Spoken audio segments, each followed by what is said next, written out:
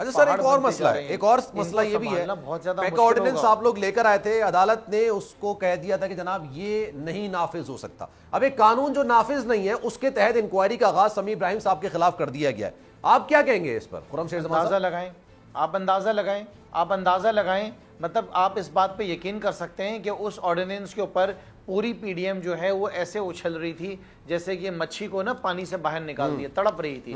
آج وہ اسی آرڈیننس کے تھرو یا اسی قانون کے تھرو جو ہیں یہاں پہ جو سینئر صحافی ہیں، جو بڑے بڑے صحافی ہیں جن کو لوگ بیٹھ کے سنتے ہیں، ان کے تبصرے سنتے ہیں، ان پہ یقین کرتے ہیں، ان کو گھروں سے اٹھایا جا رہا ہے.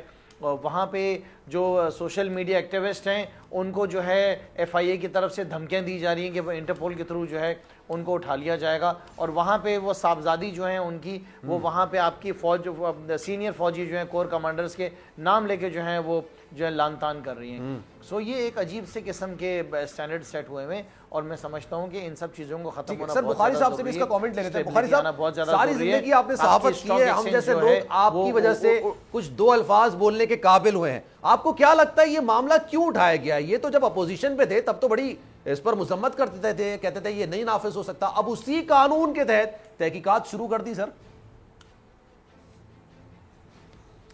دیکھیے پہلی بات تو یہ ہے کہ جرنلسٹوں کے خلاف یا یعنی اینکرز ہوں چاہے جرنلسٹ ہوں ان کے خلاف کہیں بھی ایکشن ہو اس کو سپورٹ نہیں کیا جا سکتا. میں اس کو کنڈیم کرتا ہوں اور یعنی ایسے طریقے سے کنڈیم کرتا ہوں جس میں کہیں شبے کی کوئی گنجائش نہیں ہو کہ جرنلسٹوں کی آواز کو بند کرنا جو ہے وہ ڈکٹیٹوریل ایٹیچیوڈ ہے، وہ چاہے مسلم لیگ نواز کا ہو چاہے وہ پیپلز پارٹی کا ہو، کسی کا بھی ہو.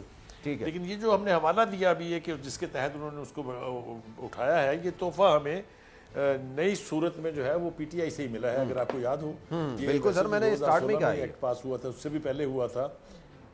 لیکن یہ کہ یہ جو اس کی شک 20 ہے جس کے تحت یہ کارروائی ہوئی ہے، یہ تحفہ آپ کو تو پتہ ہے کس نے دیا ہوا ہے. لیکن میں اس کی مذمت کرتا ہوں، پرزور الفاظ میں مذمت کرتا ہوں. چلیں آپ نے مذمت کے ساتھ thank you so much. Subscribe کریں اور بیل دبائیں تاکہ کوئی خبر رہ نہ جائے.